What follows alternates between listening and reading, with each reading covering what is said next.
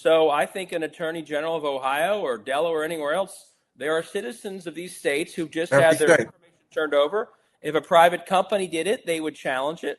I think that's a really good question, a really good avenue. And let me just say on Joe's point, um, it has been slow and it's picking up, and I'm glad they were there today. I really want to praise the senator from Alaska, but what I loved yesterday, when no one was doing much, was Andy Kim showed up at USAID by himself. Yeah, I saw that. And he tried to go in. And here's the point. If we act business as usual, which is just the floor speech for a minute and we make a lot of noise, the American people will think, well, they're saying it's a threat to democracy, but they're acting the same as they act every other day. And they'll read from our actions that we're not really acting like it's different. So I think at moments like this, multiple ways, like you said, state attorneys general, showing up at a building as a senator and not being allowed in.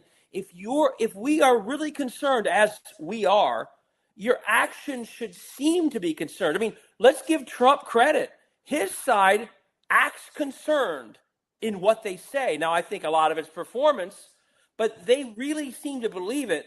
If we're just giving the same speeches as we always give, or less, we're silent, then our words don't, to the average voter who can't figure out who's lying and who tells the truth, our actions are so inconsistent with what we're saying that they just don't believe it. So I actually think from a messaging standpoint, to convince people, as Joe said, that this is serious, our actions need to feel serious or we aren't taken seriously.